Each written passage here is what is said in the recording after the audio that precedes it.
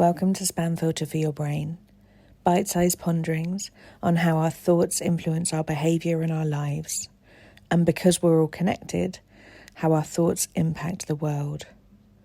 I'm here to help people reconnect with their bodies and declutter their brains. And I don't believe that we should just magically know how our emotions and our thoughts impact our lives if no one ever teaches us. So let's learn this stuff together. This week, I would like to give you an invitation to daydream. And this invitation comes from someone in a fat, disabled, wayward body. And I am here to tell you that maybe hustling for your worth isn't the only way that's possible. And even if it feels like it's the only way that's possible right now, if we don't stop and think creatively, we're never going to find any other solutions. I used to be firmly committed to the idea that the only way that I could manage the system was to hustle myself into exhaustion. And I would be guessing that quite a few of you have similar thoughts, irrespective of what your body's up to. My body has extremely limited capacity, extremely limited at the moment. And if I think that the only way that I can survive, to pay my bills, to get through the day, to hold everything that I need to hold, is to work myself harder, I'm only going to get more ill. Now, for most of us, I hope that we are going to get to a stage where you are old enough and have lived enough life that your body will also start to behave in ways where you're not able to do all of the things that on paper it looks like you should be doing, and a whole load of obligations that you're probably telling yourself you should do, which may not strictly be true.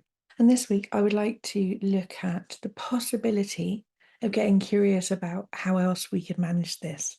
This week's podcast is about internalized ableism and capitalism disguised under time management.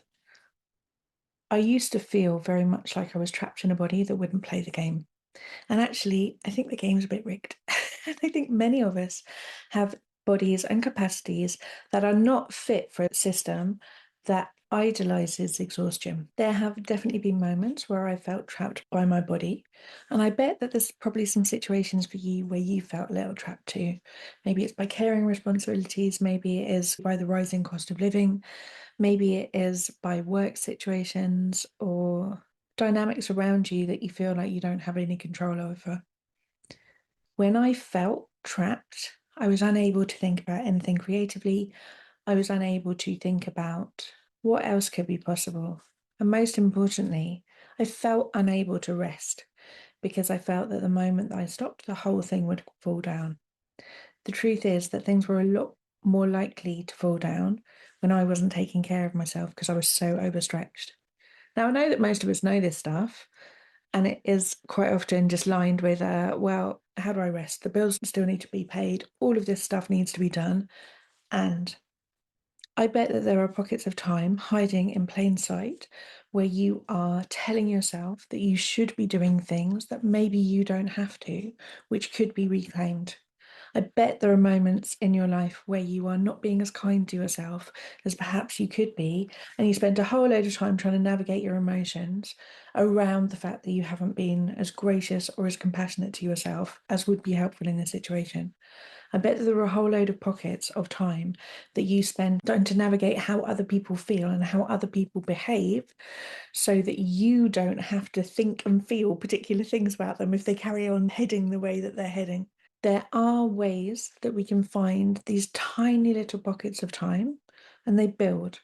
And the biggest thief of time I've found is some of these narratives that are going on internally that were self-critical, criticizing my body, and telling myself things should be other than they are.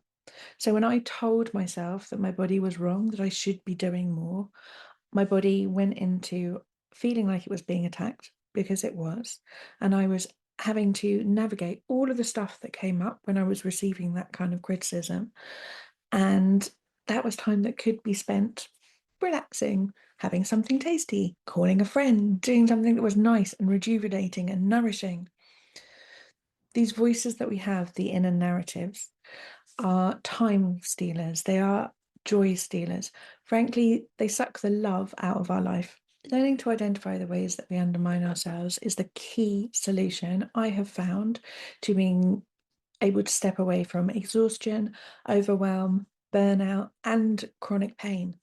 And often additional pain that I have in my body that was just being caused by stress and me holding myself so tight the whole time. Having tools to be able to analyze some of the stories that I tell myself about where I'm feeling stuck and where I'm feeling trapped has been the key thing that has changed me being able to live a life that feels a lot more free, a lot more spacious, and a lot more caring and fun.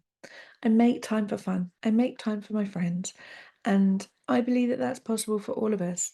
And I also think that it's probably a lot harder if we are also trying to scrabble to put all of our pleasure and joy needs last after we've done all of these obligation things.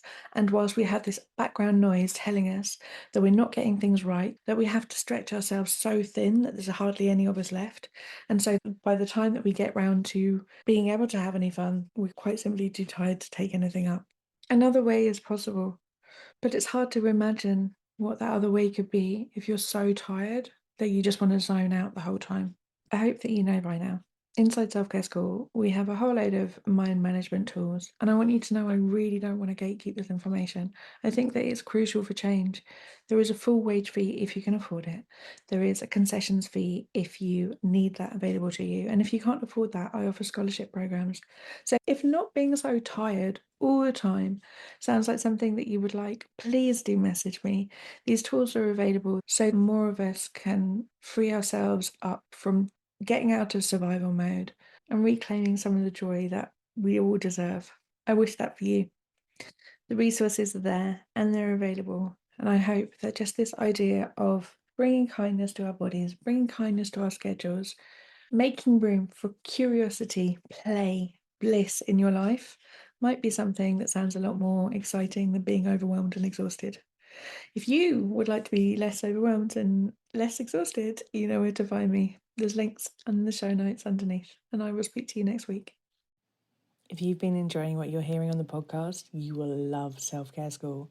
Self-Care School is longer versions of this, more in-depth and more personalised. We have a whole hub of courses from body image to boundaries, perfectionism, time management, and a whole range of other topics. You name it, there's probably a course on it. But most importantly, we also have a weekly group coaching call where you get to apply this stuff to your everyday life and get support to try and untangle your own story from some of the emotions that you might not be enjoying in your life. If you would like to learn how to apply this work to your specific situation and to be building a life of your dreams, I would love to see you inside. Do pop over to selfcareschool.co.uk.